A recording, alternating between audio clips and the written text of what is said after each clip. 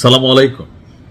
মানে বিষয়টা দেখে আমার কাছে মজা লাগছে, one kind of fun feel হয়েছে যে ভাবা যায় ইরানকে মুখে মুখে একটা মশা মাছির সমানে কিন্তু দাম দেয় না মার্কিন প্রেসিডেন্ট ডোনাল্ড ট্রাম্প। আর সেই ইরানের ভয়ে নিজের প্রাণ বাঁচাতে যে হুলুস্থুল লঙ্কা কাণ্ড করছে ডোনাল্ড ট্রাম্প, এই দৃশ্য দেখে প্রত্যেকটা মার্কিন নাগরিকের মনে এই প্রশ্নটা তো তৈরি হচ্ছে যে আপনি তো বাইচা যাবেন, আমাদের কি হবে? কেন হঠাৎ করে এই প্রশ্ন? আপনারা জানেন যে ইরানে ইতিহাসে সবচেয়ে ভয়াবহ অভিযান চালাচ্ছে মার্কিন যুক্তরাষ্ট্র এবং ইসরায়েল। এখন এই মুহূর্তে এসে ইরানের মধ্যে যে কৌশলে অভিযান চালিয়েছিল মার্কিন প্রেসিডেন্ট ডোনাল্ড ট্রাম্প এবং ইসরায়েলের প্রধানমন্ত্রী, ইরানের সর্বোচ্চ নেতা থেকে শুরু করে সর্বশেষ আমাদের আইআরজিসি যে নৌপ্রধান আছেন, উপপ্রধান আছেন, প্রত্যেককে তারা শাহাদাত করাইছে। তো ইরান একটা ঘোষণা দিয়েছে যে ট্রাম্পকে তার ঘরে ঢুকে বা তার বাসস্থানের মধ্যেই ইনশাল্লাহ ওই পারে পাঠাই দেওয়া হবে। এখন এই বক্তব্যের পাশাপাশি আরেকটা বক্তব্য আলোচনায় আছে পারমাণবিক অভিযানের ঘোষণা। তো সবকিছু মিলিয়ে ইরান কি বসে থাকবে?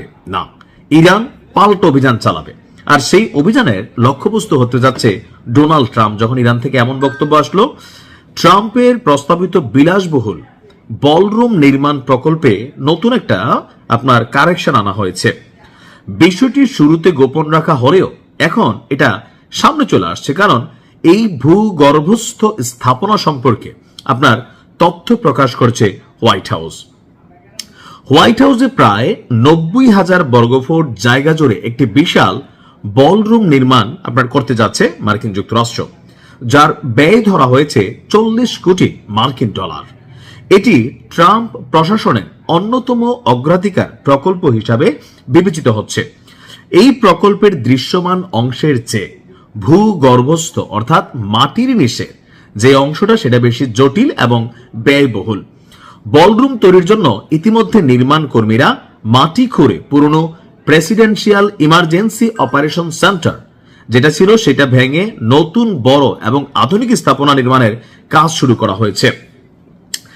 9/11 সময় যুক্তরাষ্ট্রের 46তম ভাইস প্রেসিডেন্ট এবং পরে সাবেক প্রেসিডেন্ট জর্জ ডব্লিউ বুশকেও নিরাপত্তার জন্য রাখা হয়েছিল দ্বিতীয় বিশ্বযুদ্ধের সময় নির্মিত পিওসি, যা জরুরি পরিস্থিতিতে মার্কিন যুক্তরাষ্ট্রের প্রেসিডেন্ট এবং শীর্ষ নিরাপত্তা কর্মকর্তাদের জন্য ব্যবহার করা হতো।